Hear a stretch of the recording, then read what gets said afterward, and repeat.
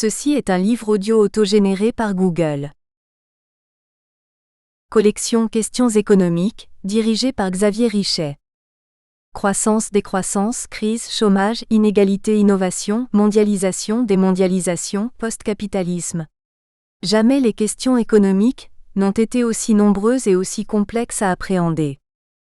Le pari de la collection Questions économiques est d'offrir un espace de réflexion et de débat à tous ceux, chercheurs, militants ou praticiens, qui osent penser autrement, exprimer des idées neuves et ouvrir de nouvelles pistes à la réflexion collective.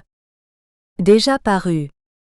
Meng Yashu, les stratégies d'expansion des firmes transnationales. Le cas des entreprises françaises en Chine, 2021. Thierry Hans, vers une économie verte et bienveillante, 2021. Nicolas Huchet, la nouvelle Europe bancaire et financière, 2020. Cécile Bastidon, Azzedine Gouffran, Ahmed Silem, dire Zone de libre-échange continentale et intégration régionale en Afrique, 2020. Mohamed Ben Lassen Tlemceni, Zinedine Kelfaoui, Sofiane Tahi, dire Capital humain et dynamiques économiques, 2020. Préface. Jacques Igalens, Université de Toulouse-Capitole, président Institut international de l'audit social. La Commission européenne a présenté le 21 avril 2021 le projet de directive Corporate Sustainable Reporting Directive, CSRD, appelé à remplacer la directive NFRD, Non-Financial Reporting Directive, transposée en déclaration de performance extra-financière, DPEF, dans notre pays par l'ordonnance du 19 juillet 2017. La CSRD vise à garantir l'homogénéisation des transpositions dans chaque pays de la communauté européenne, et donc à assurer la comparabilité et la fiabilité des performances ESG des entreprises. La France avait dès 2001 rendu obligatoire la divulgation d'informations sociétales, à travers l'article 116 de la loi NRE, Nouvelles régulations économiques, mais en 20 ans 2001 à 2021, les objectifs ont évolué. Il s'agissait au départ de rendre compte des conséquences sociales et environnementales de l'activité de l'entreprise, à travers une série d'indicateurs identiques quel que soit le secteur d'activité et le rayon d'action de l'entreprise. Progressivement l'intérêt s'est déplacé, et il est apparu qu'il était nécessaire de placer le curseur de la divulgation entre les deux pôles que sont la contingence et l'universalisme. Trop de contingence rend la comparaison impossible, notamment entre secteurs et entre zones géographiques. Trop d'universalisme ne permet pas de rendre compte des conditions particulières qui souvent sont à l'origine des performances, et ou des nuisances sociales et sociétales. Aujourd'hui s'élaborent aux États-Unis et en Europe des normes qui devraient déboucher sur de nouveaux référentiels, et même si les travaux sont en cours, on sent déjà poindre des différences importantes entre les travaux de l'EFRAG, European Financial Reporting Advisory Group et ceux de SASB, Sustainability Accounting Standard Board. Il existe un cadre européen de divulgation sociétale qui n'est pas identique au cadre nord-américain, et cela se traduira demain par des normes différentes. Cependant, on pouvait déjà sentir ces différences à travers la divulgation volontaire des entreprises de part et d'autre de l'Atlantique. Le constat et la mesure de ces différences sont déjà intéressants en eux-mêmes, car ils contredisent la thèse de l'uniformité ou de la convergence inéluctable du capitalisme. Mais il est encore plus intéressant de chercher à comprendre les raisons de ces idiosyncrasies persistantes. Et c'est cette quête qui fait tout l'intérêt de la thèse en sciences de gestion qu'a soutenue brillamment Batoul El Maoula, thèse qui devient aujourd'hui accessible à un lectorat plus large que les seuls membres d'un jury universitaire. L'auteur s'est donné un cadre théorique riche des apports de la théorie de la légitimité, de la théorie des parties prenantes et de la théorie institutionnelle pour construire 3 hypothèses majeures. Chacune d'entre elles entend rendre compte d'une partie de la spécificité de la divulgation des informations sociétales en France et au Canada. La première a trait au système socio-économique, la deuxième au cadre légal et la dernière à la culture. Ainsi l'auteur cherche à savoir si la prise en compte de ces 3 dimensions explique les différences de divulgation sociétale. On pourrait en citer d'autres, notamment le niveau de développement économique, mais comme Batoul El Maoula fait porter la partie empirique de sa recherche sur la France et le Canada, on peut considérer que cette cause est en quelque sorte contrôlée. La partie empirique est impressionnante par son ampleur puisque pour répondre aux questions posées, l'auteur compose un échantillon de 79 entreprises françaises et 224 entreprises canadiennes. Chaque entreprise est caractérisée sur une période de 10 ans par un nombre considérable de données relatives à sa gouvernance, à la dimension environnementale et à la dimension sociale de son activité et de ses résultats. La collecte de ces données a été rendue possible par l'accès à la base de Thomson Reuters, qui est l'une des plus complètes dans le monde. Pour ne pas divulgacher l'attente du lecteur, nous ne donnerons pas ici les résultats obtenus, mais ils sont certainement de nature à éclairer notre compréhension de ce que les politologues ont appelé la variété du capitalisme, VOC, et le économiste la théorie de la régulation, TR. Chaque type de capitalisme, si tant est qu'on fasse une hypothèse de validité externe, ce que l'auteur se garde bien de faire et elle a raison, conditionne l'entreprise à se présenter de façon différente face à ses parties prenantes et notamment ses actionnaires. Cela n'a rien de fortuit, mais au contraire ces différences sont comme des racines qui puisent de façon souterraine dans ce que le pays, ici la France ou le Canada, a su construire tout au long de son histoire et qui aboutit à un ensemble d'us, de coutumes, de contraintes et d'opportunités à nul autre pareil. Je suis certain que la lecture de ce travail rigoureux ne peut qu'encourager à poursuivre dans cette voie féconde de recherche, la compréhension de ce que sont nos entreprises à travers les informations qu'elles fournissent sur elles-mêmes. Introduction. Au cours de ces dernières décennies, les crises sociales, écologiques, éthiques et économiques se sont multipliées, et les enjeux nationaux et internationaux se sont complexifiés. Les thèmes de la réduction des inégalités, de l'amélioration des conditions de travail, de l'atténuation du changement climatique, du partage des ressources, du respect de l'environnement, de l'éthique, de la transparence, etc., se trouvent au cœur des préoccupations académiques, sociales, économiques et politiques.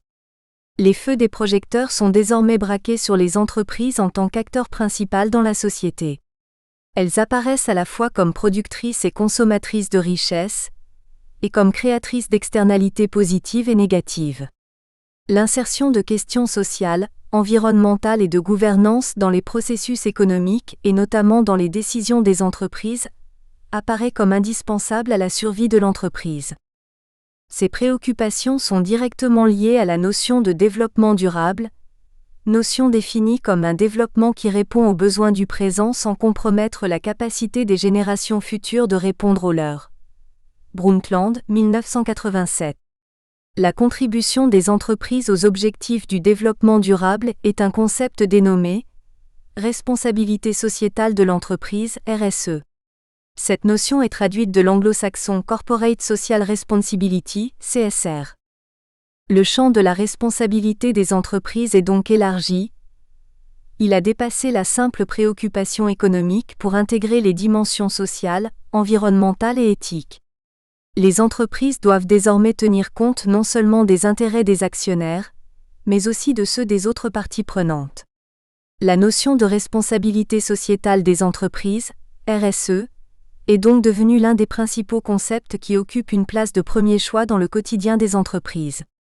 Elle se définit comme la responsabilité des entreprises pour leurs impacts sur la société, Commission européenne 2011 page 7. Cette nouvelle définition qui remplace la définition de 2001 représente une nouvelle forme de réflexion sur les pratiques RSE. La RSE concerne aujourd'hui toute action sociale, environnementale, sociétale et éthique de l'entreprise ainsi que toute procédure favorisant les actions responsables de celle-ci. Face à ces nouveaux rôles des entreprises, les managers se trouvent confrontés à un enjeu primordial qui consiste à concilier des intérêts, souvent contradictoires, de divers groupes, actionnaires, employés, fournisseurs, consommateurs, communautés et sociétés en général. Ainsi, les conséquences sociales, sociétales, environnementales et économiques des entreprises sont scrutées et jugées par ces différentes parties prenantes. Dans ce cadre, la communication d'informations dites sociétales apparaît comme indispensable pour justifier les engagements sociétaux des entreprises et pour présenter ces dernières comme un good corporate citizen et un membre actif et responsable dans la société. Il s'agit de publication d'informations sur les interactions de l'entreprise avec son environnement. Cette forme de communication constitue un outil de dialogue entre l'entreprise et les parties prenantes qui dépasse aujourd'hui les informations économiques, sociales et environnementales, pour intégrer toute information non financière jugée comme importante pour les parties prenantes. Les investisseurs et les analystes financiers, les acteurs traditionnels des entreprises, commencent également à s'intéresser de plus en plus aux informations sociales, environnementales et de gouvernance de l'entreprise, car ils révèlent leurs besoins en informations précises et comparables en cette matière. Cet intérêt provient du rôle primordial des actions sociétales sur la réputation de l'entreprise d'une part, et sa performance à long terme d'autre part. Ainsi, les investisseurs intègrent le risque environnemental dans l'évaluation du risque du marché.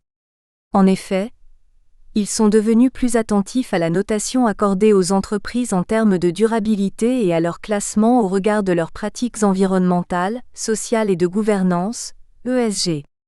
Dans ce contexte, la notation des pratiques ESG de l'entreprise est devenue courante, soit à travers des agences de notation spécialisées, par exemple, Thomson Reuters, Bloomberg, Vigeo Eiris, soit avec l'intégration des indices boursiers socialement responsables, FTSE 4 Good Index, Dow Jones Sustainability World Index, DJSI World, Euronext Vigeo Europe 120. La divulgation sociale, environnementale et de gouvernance, dorénavant divulgation sociétale, est donc apparue au cœur des stratégies des entreprises et fait désormais l'objet d'une forte attention de la part des régulateurs, des économistes, des sociologues, des politiques et des gestionnaires. Elle s'est considérablement développée, surtout au cours des 30 dernières années. Cette évolution s'est accompagnée d'un foisonnement d'études académiques, traitant des différents sujets liés à la divulgation d'informations sociétales. Ces études montrent qu'au-delà de la publication des informations sociétales à caractère obligatoire, de nombreuses entreprises publient volontairement ces informations pour répondre aux préoccupations des investisseurs et d'autres parties prenantes. Cormier et Magnant, 1999. À ce titre, la divulgation volontaire fait l'objet d'une forte attention de la part des chercheurs en comptabilité sociétale. Elle est définie comme la divulgation qui dépasse les obligations tout en représentant une volonté de la part des dirigeants de fournir des informations jugées comme pertinentes pour les décideurs. Meek et al. 1995. Cette forme de divulgation s'expose à plusieurs interprétations contradictoires. Si pour certains, elle constitue un engagement moral et un outil de transparence envers leurs acteurs financiers et non financiers, certains autres l'interprètent, entre autres, comme un moyen d'amélioration de la performance économique ou un outil pour assurer la légitimité de l'entreprise. Cette question de finalité et d'incitation des pratiques de divulgation d'informations sociétales, continue à alimenter les débats. De nouvelles exigences réglementaires sont apparues pour limiter les actions de mystification des entreprises. Cependant, la divulgation volontaire reste l'enjeu qui anime les débats en matière de DI. Pour cela, nous concentrerons notre recherche sur ce thème et plus particulièrement sur les déterminants de divulgation d'informations sociétales publiées volontairement par les entreprises. 1. Problématique de la recherche, contextualisation versus globalisation. Durant les dernières années, la divulgation d'informations sociétales, s'impose comme un sujet d'actualité qui suscite l'intérêt des entreprises, des institutions gouvernementales et des organisations internationales.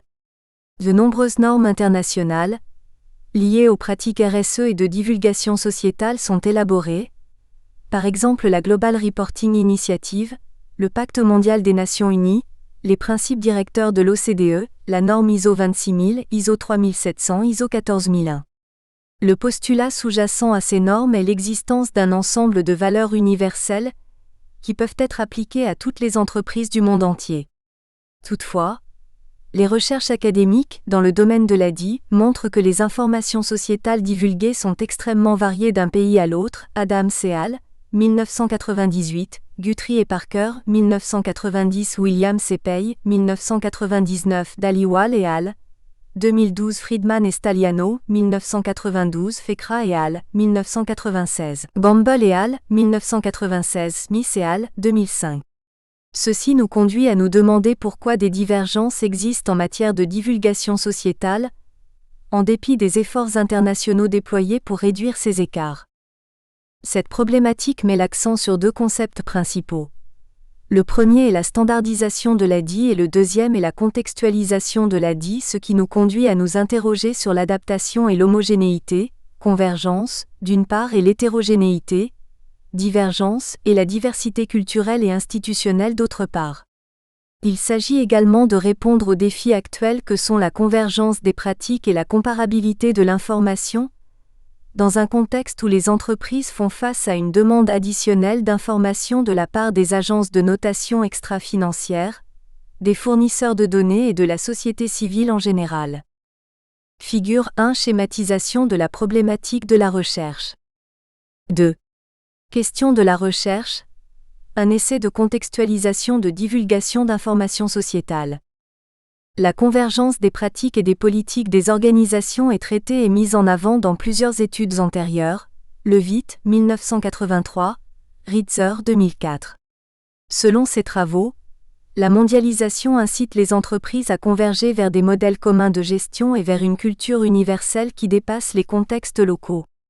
Toutefois, ce postulat a été contesté et remis en question par plusieurs auteurs, Whitley, 1994, Hall et Soskice, 2001, Amable et al., 2005, qui mettent l'accent sur le rôle des facteurs culturels et institutionnels dans les pratiques des organisations. Selon ces auteurs, les pratiques et comportements des entreprises divergent sous l'influence des différences des arrangements institutionnels locaux, politiques, économiques, sociaux.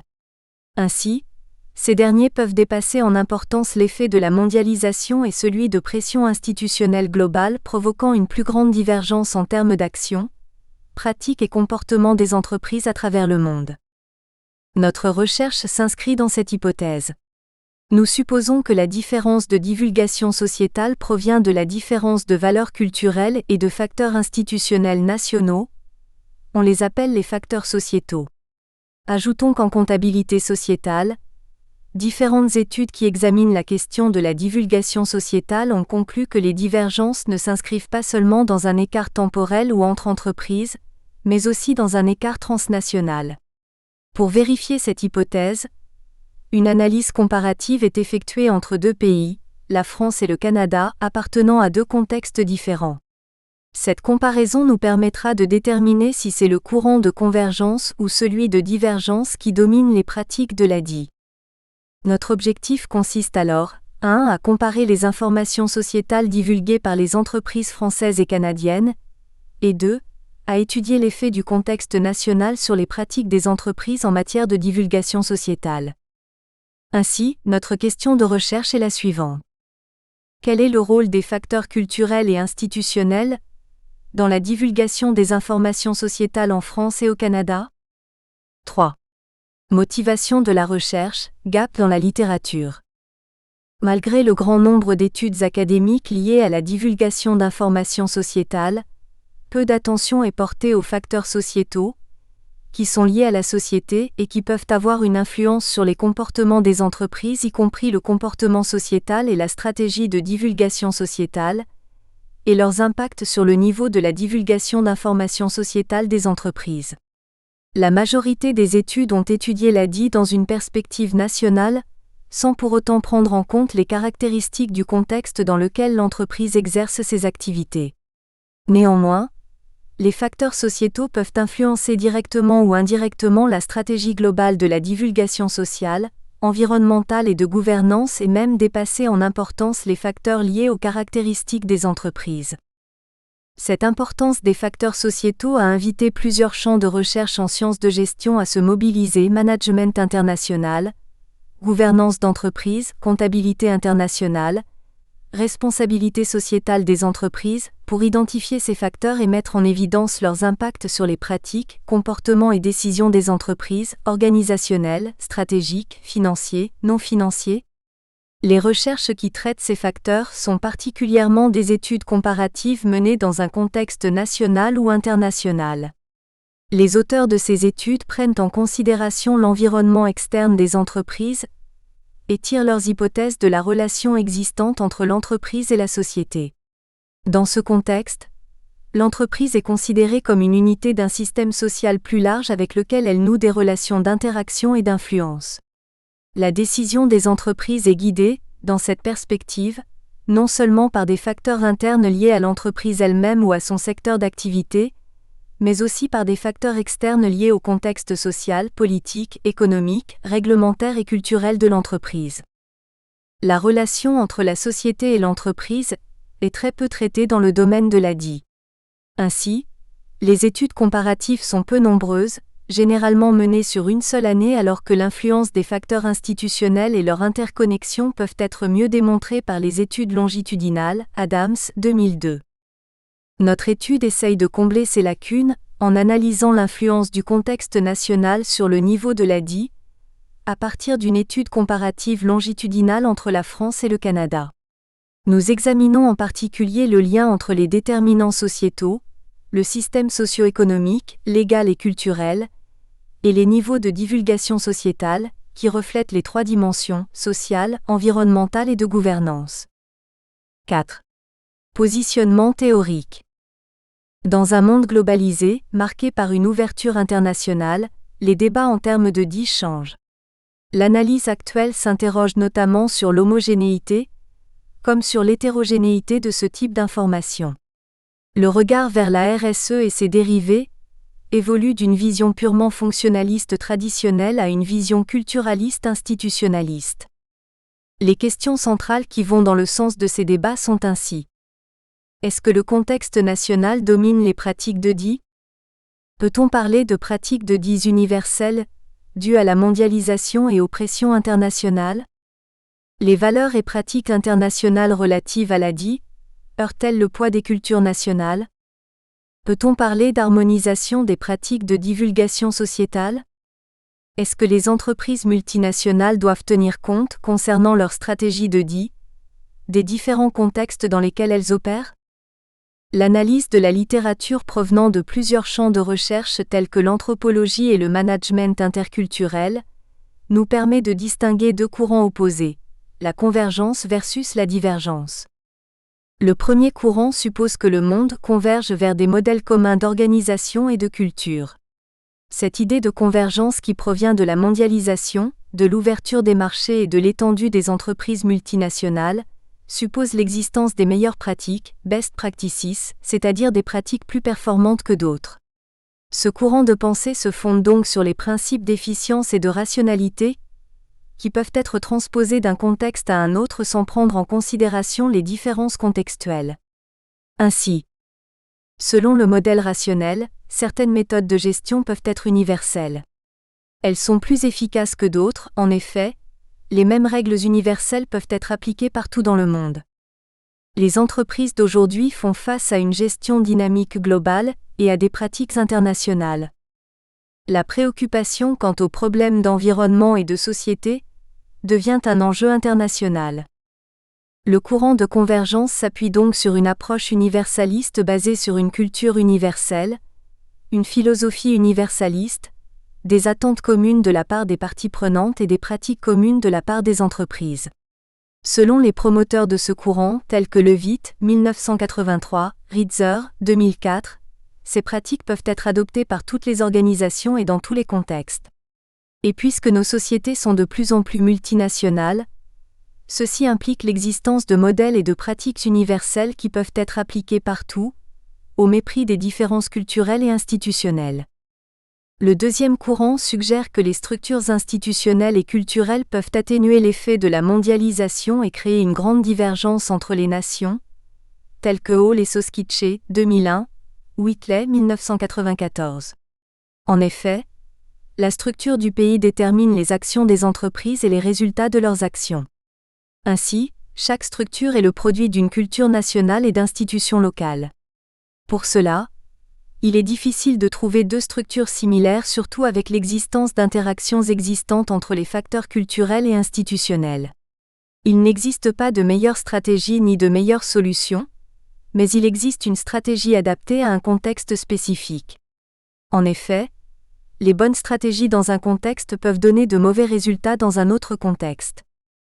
Dans cette perspective, chaque pays se démarque par son identité culturelle, son histoire et ses différentes institutions locales. Cette spécificité oriente et dirige le mode d'organisation et les comportements organisationnels des entreprises, tout comme les comportements des individus.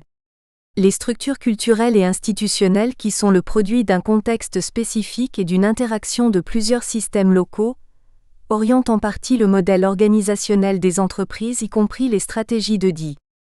Même si les valeurs éthiques, sociales et environnementales sont destinées au monde entier, les réponses et les attitudes des entreprises vis-à-vis de ces préoccupations varient entre les pays et sont déterminées par les contextes nationaux et les cultures dans lesquelles elles se produisent. Les différentes études qui mettent en évidence la question de la divulgation sociétale vont dans ce sens. Elles parviennent en effet à conclure que la divulgation varie non seulement selon les entreprises et dans le temps, mais aussi d'un pays à l'autre. Ceci nous conduit à adopter le courant de divergence tout en recourant à la théorie institutionnelle, la théorie des parties prenantes et la théorie de la légitimité qui mettent en évidence le poids des structures institutionnelles et culturelles face à la tendance globale et aux pressions internationales en termes de DI. Tableau 1. Différence entre les deux courants, convergence versus divergence. 5. Positionnement méthodologique.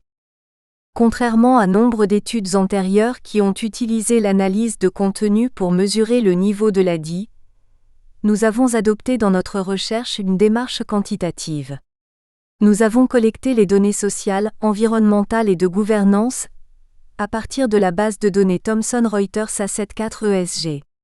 Ces données sont recueillies par 150 analystes à partir de sources accessibles au public telles que les sites web des entreprises, les rapports annuels, les rapports de responsabilité sociétale de l'entreprise, RSE, les sources externes, sites web d'organisations non gouvernementales, médias et les Stock Exchange Filings. Ce choix est spécifiquement lié à la qualité des données fournies par Thomson Reuters d'une part, et à leur transparence et la richesse de leur contenu d'autre part. Néanmoins, à l'inverse des études antérieures qui ont eu recours à cette méthode, nous utilisons les données brutes, data points, et non pas les scores globaux. Nous collectons les données de 660 indicateurs et construit nous-mêmes le score final qui a regroupé 501 indicateurs au total, reflétant les politiques, objectifs, processus et actions des entreprises en termes d'aspects sociaux, environnementaux et de gouvernance. Ainsi, pour répondre à notre objectif de recherche, nous articulons notre étude empirique autour de 3 grandes étapes.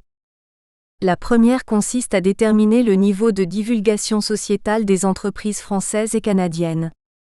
La deuxième consiste à préciser s'il existe une différence en termes de divulgation sociétale entre la France et le Canada. La troisième vise à chercher la relation existante entre les facteurs sociétaux, identifiés dans la partie théorique, et la divulgation sociétale tout en se basant sur l'analyse des différences contextuelles entre la France et le Canada. 6. Contribution et apport. L'objectif principal de cette recherche consiste à améliorer notre compréhension du phénomène de la DI dans un monde globalisé et favoriser notre compréhension du rôle des facteurs culturels et institutionnels dans les pratiques de DI. De ce fait, notre recherche offre une meilleure approche des enjeux des entreprises en matière de divulgation sociétale. Elle contribue, d'une part, à la littérature liée à la divulgation sociétale, et constitue d'autre part une base utile pour les entreprises multinationales, les régulateurs, les préparateurs et les utilisateurs des informations sociétales. La tendance actuelle vise à normaliser et harmoniser les informations sociétales publiées par les entreprises, particulièrement celles des grandes entreprises et multinationales. Les efforts internationaux, tels que l'Agri et le Global Compact, déployés pour réduire les différences entre les pays en la matière représentent un bon exemple. La Commission européenne prend régulièrement position pour harmoniser la DI en Europe. En 2014, elle a publié une directive à ce sujet, que les pays concernés ont transposée dans leur législation. Leur objectif principal consiste à assurer la comparabilité, la transparence et la cohérence des informations pour répondre aux exigences et intérêts des investisseurs internationaux. Bien que l'adoption de ces normes et principes internationaux soit volontaire, on constate que le nombre d'entreprises qui y adhèrent est important. Nous avons pu observer à partir de notre échantillon, par exemple, que l'adoption de l'Agri et du Pacte mondial a atteint le 84% et 53,8% respectivement en 2011. Pour les entreprises, la communication d'informations sur leurs activités sociales, environnementales et de gouvernance est importante, car elle leur permet d'évaluer les risques en matière de durabilité et d'accroître la confiance des investisseurs et d'autres parties prenantes, telles que les consommateurs. En suivant le bon système de reporting, l'entreprise prévoit les risques, répond favorablement aux exigences des investisseurs locaux et internationaux et d'autres parties prenantes. Par ailleurs, dans certains pays, les normes internationales sont adoptées pour assurer la légitimité de leurs entreprises au niveau international. Cependant, l'application de ces normes pourrait être néfaste. Une étude effectuée par Bellal et Roberts, 2010, sur l'ADI au Bangladesh a indiqué que les parties prenantes non managériales qui sont questionnées ont vivement critiqué le processus actuel consistant à imposer des normes en termes de DI aux pays en voie de développement. Selon ces parties prenantes, les normes appliquées ne tiennent pas compte de l'importance du contexte socio-économique local. En effet, compte tenu des conditions économiques, politiques et sociales du Bangladesh, l'adoption prématurée de normes strictes en matière de DI pourrait entraîner une augmentation de la corruption et d'autres conséquences imprévues. En outre, notre étude se distingue des précédentes recherches par plusieurs aspects. Premièrement, elle est la première à notre connaissance qui mobilise un tel nombre d'indicateurs pour construire le score de DI 501. En effet, le score construit reflète la majorité des thèmes de divulgation sociale, environnementale et de gouvernance et fournit une comparaison assez complète en cette matière. Deuxièmement, elle est parmi les rares recherches qui prennent en considération les trois dimensions, sociale, environnementale et de gouvernance. Troisièmement, les scores construits, globaux et individuels, sont comparables entre les deux pays étudiés sur plusieurs années, ce qui nous permet d'examiner l'effet des facteurs sociétaux face à l'évolution de normes internationales de l'ADI. Quatrièmement, nous proposons une nouvelle perspective de mesure de l'ADI qui peut être un point de départ à de nouvelles réflexions sur la méthode d'évaluation de l'ADI. Cinquièmement, notre recherche contribue à la littérature sur l'ADI en se concentrant sur les déterminants sociétaux et l'identification de la relation entre l'ADI et le contexte national de l'entreprise, qui sont peu traités dans la littérature. Ainsi, une étude comparative nationale explicative entre la France et le Canada permet d'enrichir la littérature académique, car aucune comparaison directe n'a été effectuée auparavant entre ces deux pays, sauf l'étude de Cormier et Magnan qui a étudié la France, le Canada et l'Allemagne.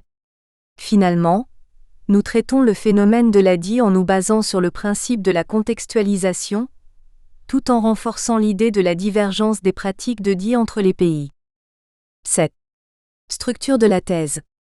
Notre thèse s'articule autour de deux parties principales, la première est théorique et la deuxième est empirique.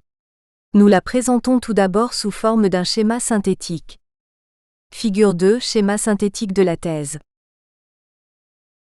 Partie 1, les fondements conceptuels et théoriques de la divulgation d'informations sociétales. Partie 1. Les fondements conceptuels et théoriques de la divulgation d'informations sociétales. L'objectif de notre recherche consiste à étudier les déterminants de la divulgation volontaire d'informations sociétales, DVS. Nous nous intéressons notamment aux déterminants sociétaux, c'est-à-dire les déterminants qui sont liés à la société et qui reflètent l'environnement institutionnel dans lequel l'entreprise exerce ses activités. Pour répondre à cet objectif, les concepts et les fondements théoriques sont abordés dans la première partie de notre recherche, cette phase théorique étant un préalable nécessaire à la réalisation de l'étude empirique. Cette première partie s'articule autour de 3 chapitres. Le premier consiste à présenter les origines et les concepts de la divulgation d'informations sociétales, ainsi que ses évolutions pratiques et théoriques. Sont ensuite exposés les processus de l'engagement social, ainsi que les enjeux de l'ADI. Enfin, nous identifions les différentes approches qui entourent l'ADI en nous appuyant sur les motivations qui incitent les entreprises à s'engager dans ces pratiques. Dans le deuxième chapitre, nous passons en revue les études académiques réalisées dans le champ de la divulgation sociétale. Nous nous focalisons particulièrement sur les recherches qui se rattachent aux déterminants de l'ADI. Dans ce chapitre, nous présenterons les recherches empiriques en mettant en évidence la diversité des niveaux d'étude des déterminants de l'ADI, études locales, comparatives nationales et internationales. Ensuite, identifierons et classifierons les différents facteurs explicatifs de l'ADI. Dans le troisième chapitre, nous aborderons les différentes théories mobilisées et les interprétations fournies dans les différentes recherches pour expliquer les déterminants de l'ADI. Nous classifierons ces théories en deux catégories: l'approche économique et l'approche sociopolitique. Ensuite, nous choisirons notre cadre théorique basé sur la théorie de la légitimité, la théorie des parties prenantes et la théorie institutionnelle. À partir de la revue de littérature et du cadre théorique, nous construisons notre modèle de recherche qui expose la relation entre l'environnement social et l'ADI.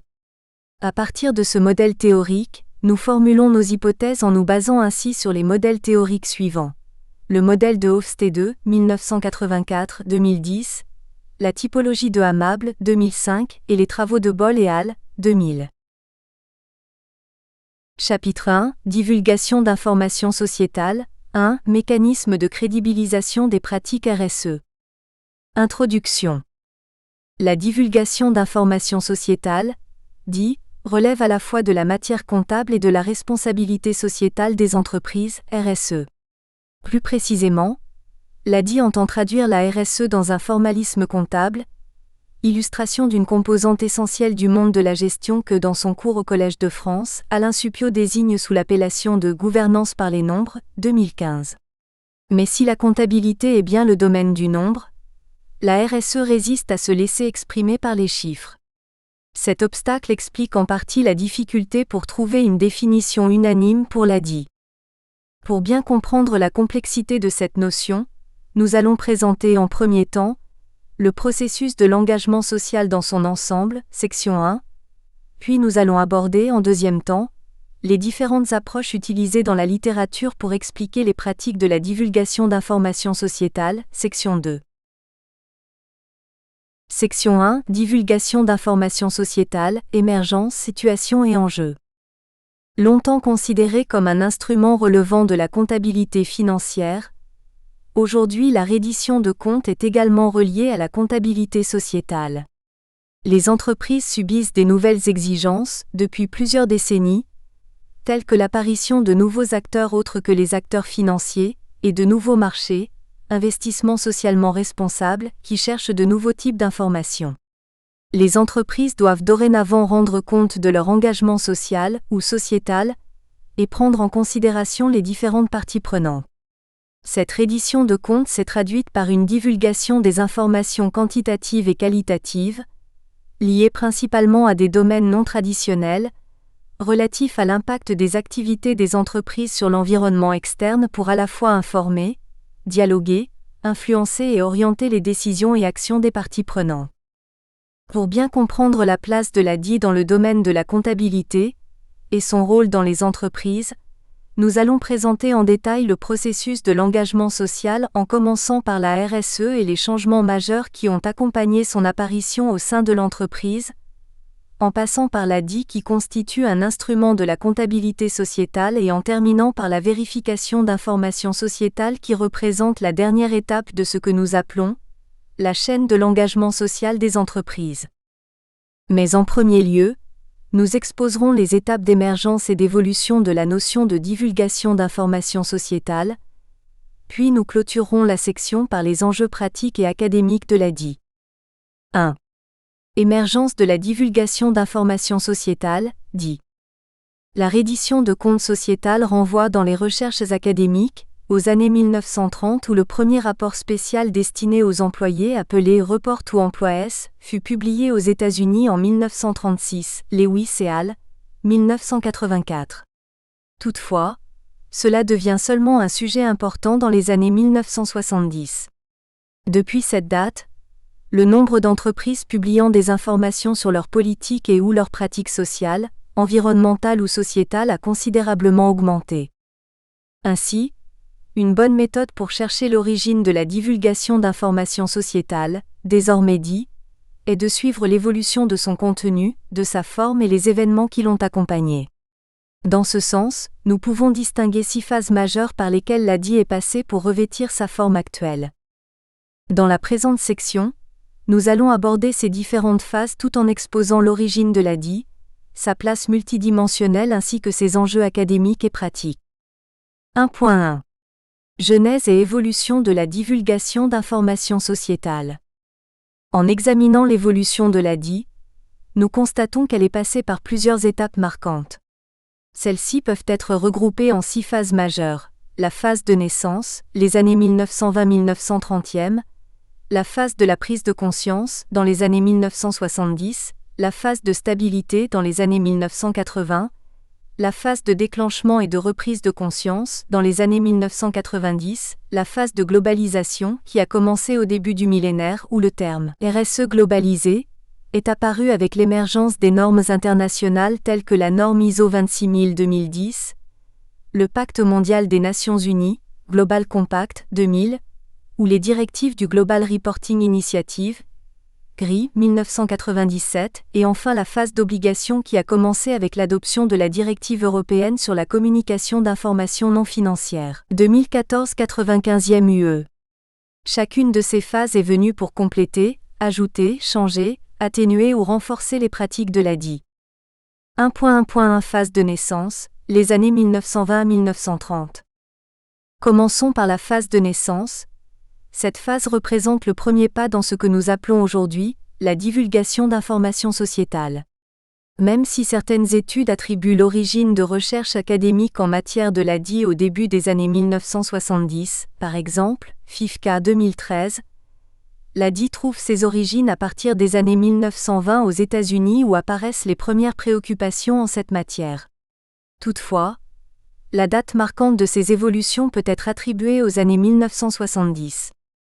Dans ce cadre, Lewis et al. 1984 écrivent: la plupart de la littérature comptable publiée dans les années 1970 traitait la communication d'informations aux employés comme une question récente. Cependant, de nombreuses études sur le sujet avaient été publiées avant les années 1970. Lewis et al. 1984, page 275. Lewis et al. 1984 font reposer leur analyse sur une revue de littérature basée sur 216 articles publiés entre 1919 et 1979.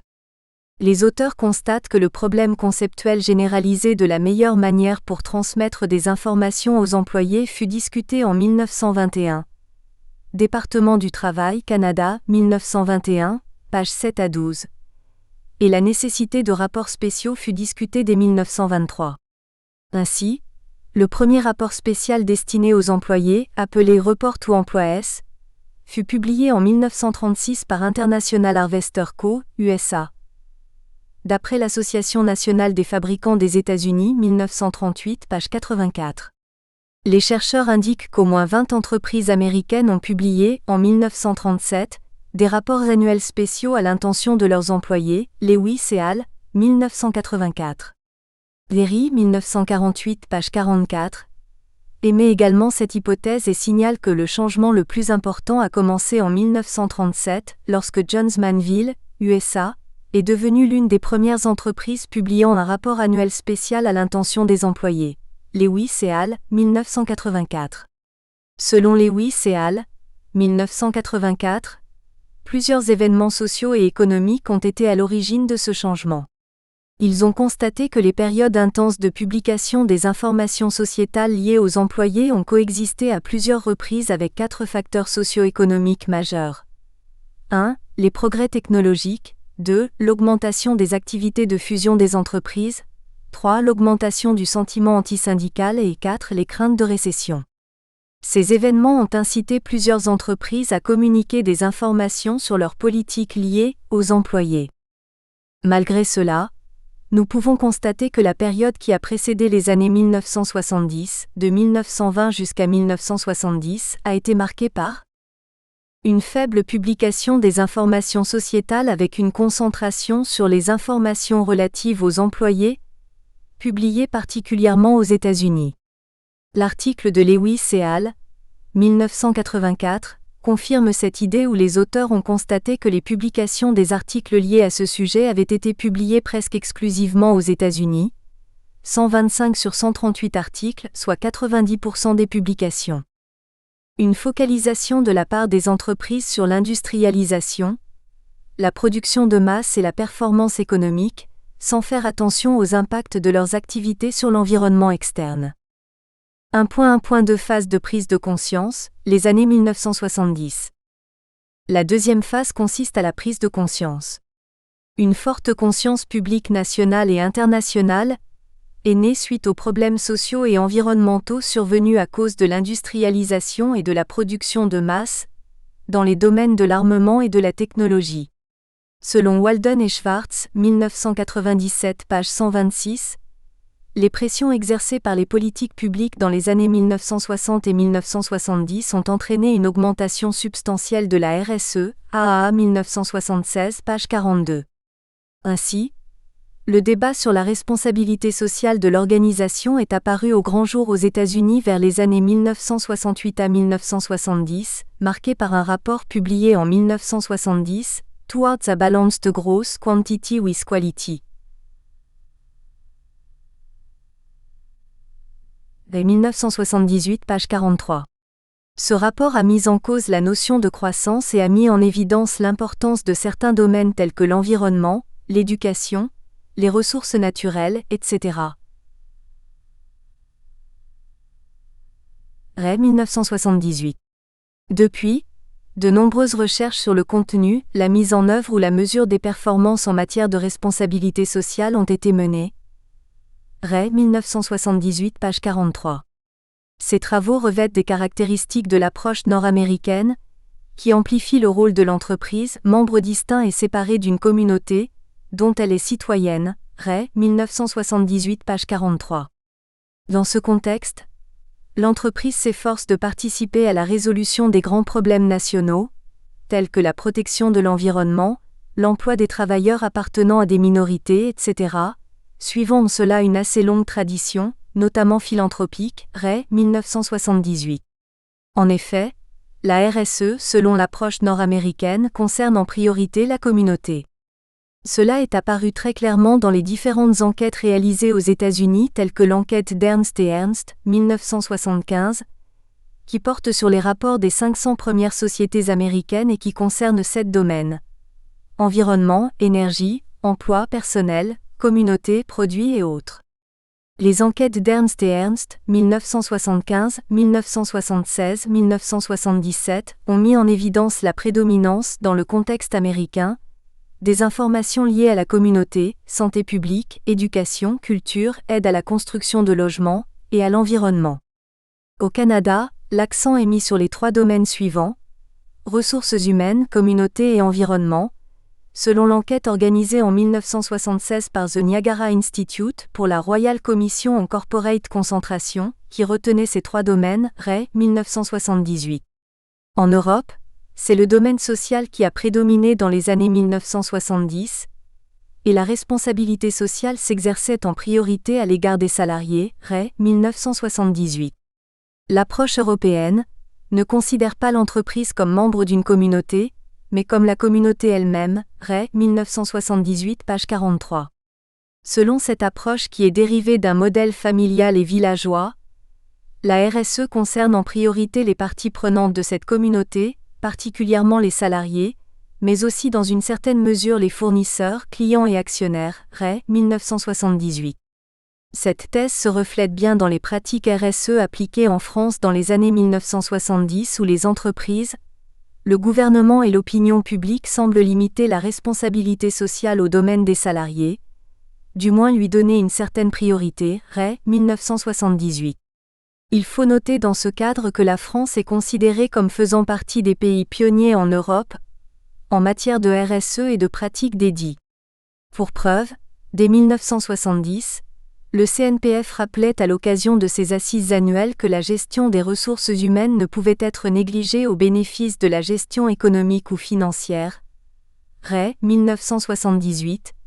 Et en 1977 la loi sur le bilan social annuel est votée. Cependant, Desjans et Gon, étudiant le contexte de cette loi, font le constat suivant. Le bilan social juridique apparaît comme le produit d'une restriction des périmètres et de la portée de ce qui fut à l'origine un véritable bilan sociétal. Desjans et Gon, 2004, page 8.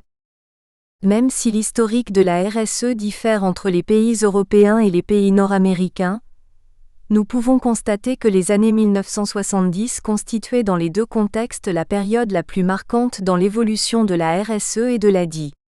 Ainsi, au-delà de ses origines états-uniennes, l'ADI se propageait à cette période aux autres pays du monde.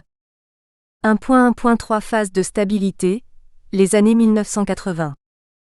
Une période de difficultés économiques, dans les années 80, a conduit à moins d'intervention des pouvoirs publics et à la libéralisation des marchés, ce qui a entraîné une intensification des échanges, de la concurrence et des investissements internationaux, Kolk 2003. Au cours de cette décennie, les préoccupations des entreprises se sont focalisées sur les profits et l'évolution économique au détriment de la question sociale et environnementale. En effet, leur préoccupation majeure n'était pas la RSE et encore moins l'ADI. Dans ce cadre, Gibin et al. 1990 ont constaté qu'entre 1980 et 1990 et parmi 595 entreprises, 90 seulement ont enregistré une augmentation importante et constante en termes de score de divulgation, cette stabilité des résultats s'expliquant par le fait que la divulgation, y compris la divulgation sociétale, est étroitement liée aux événements ainsi qu'au contexte du pays. 1.1.4 Phase de la reprise de conscience, les années 1990. À partir des années 1990, des scandales très médiatisés ont ravivé les débats plus anciens concernant l'impact des entreprises sur l'environnement, le travail et les droits de l'homme, LIM 2017. En effet, face aux activités irresponsables des entreprises et leurs impacts négatifs sur le plan social, environnemental et économique, dégradation écologique, crise sociale, scandales financiers, les critiques ont considérablement augmenté. Les pressions sociales et politiques exercées sur les entreprises se sont intensifiées pour contester la pollution de l'environnement, protéger la biodiversité, protéger les droits des minorités, etc. Cette vague de prise de conscience qui avait débuté dans les années 1970 et duré moins d'une décennie, Kolk 2003, est réapparue au grand jour cette fois-ci avec une concentration particulière sur les questions environnementales. Le sommet de la Terre de 1992 confirme ces préoccupations et relie principalement le développement durable, DD, aux aspects environnementaux en précisant la notion de développement durable à partir d'un texte fondateur de 27 principes intitulé « Déclaration de Rio sur l'environnement et le développement ». Si Abbott et Monsan ont écrit en 1979 que « Les questions environnementales semblent constituer une préoccupation majeure pour les entreprises et devraient rester sans doute primordiales dans l'avenir proche en raison de la menace de répercussions politiques ». Page 508. Les années 1980 ne semblent pas avoir répondu à ces préoccupations. Cependant, les questions environnementales reprennent de l'importance à partir des années 1990 suite à la détérioration de l'environnement qui est accompagnée d'une forte couverture médiatique. La marée noire, Alaska Exxon Valdez, du 24 mars 1989 en constitue un bon exemple. Elle a attiré beaucoup d'attention sur les questions environnementales et incité des débats de politique publique pour une meilleure gestion de l'environnement. Suite à cet événement, les entreprises ont été incitées à prendre des mesures coûteuses en matière d'environnement, et les chercheurs ont été invités à enquêter sur la divulgation des entreprises en termes d'engagement environnemental, Walden et Schwartz 1997. De plus, les investisseurs ont commencé à accorder beaucoup plus d'importance aux informations sociétales, en particulier aux informations environnementales suite à la création de CERES, Coalition for Environmentally Responsible Economy, en 1989 qui vise à intégrer la durabilité dans les marchés de capitaux. Selon une étude menée par Epstein et Friedman, 1994 page 106, 82,2% des investisseurs interrogés souhaitent des informations environnementales et 35,7% souhaiteraient que les informations environnementales communiquées soient auditées, Epstein et Friedman 1994. Par ailleurs, les rapports de développement durable Sustainability Reporting sont de plus en plus reconnus comme un facteur important contribuant à la durabilité des entreprises, Lozano et Huissing, 2011. Ce rapport est intégré dans les analyses des acteurs financiers et les risques environnementaux sont désormais parmi les préoccupations majeures des investisseurs. Cependant, face aux différentes normes nationales, il paraît difficile pour les investisseurs d'analyser, de comparer la situation financière des entreprises et de prendre les meilleures décisions. D'ailleurs, ceux qui préparent et examinent les rapports des entreprises devraient dorénavant se concentrer sur les outils qui facilitent la compréhension et favorisent la qualité et la transparence de l'information sociétale. Ceci exige de se référer à des référentiels internationaux pour garantir la comparabilité et la transparence, où des normes internationales sont élaborées en termes de RSE, de DI et de vérification d'information sociétale, VIS. En effet, les deux dernières phases concernent particulièrement l'harmonisation des pratiques de divulgation sociétale à l'échelle mondiale, phase 5, ainsi qu'à l'échelle européenne, phase 6. Les cadres internationaux sont entièrement volontaires. Ils visent la transparence, la comparabilité et la cohérence des informations non financières dans tous les pays, alors que le cadre européen, la Directive européenne sur la communication d'informations non financières, 2014-95e UE, vise à réaliser ces objectifs au niveau européen. Elle est obligatoire et a été émise en 2014 par la Commission européenne avec pour objectif l'harmonisation de la DI en Europe. Cette directive a été transposée dans la législation des pays concernés, par exemple en France le 1er septembre 2017. 1.1.5 Phase de globalisation et mise en place de normes internationales, 2000. La normalisation des pratiques de RSE et de communication sociétale entre les entreprises a commencé à prendre une grande ampleur à la fin des années 90, début des années 2000, avec l'émergence des normes internationales directement relatives à la RSE et à la divulgation sociétale. Face à l'étendue des activités des entreprises ainsi qu'au développement des investissements socialement responsables, il est devenu nécessaire d'établir un certain nombre de normes permettant d'assurer un certain niveau de comparabilité, de transparence et une image complète concernant les actions et stratégies des entreprises. Dans ce cadre, plusieurs initiatives ont émergé. Nous espérons que vous avez apprécié cet aperçu. Pour continuer à écouter ce livre audio sur Google Play Livres, utilisez le lien dans la description de la vidéo.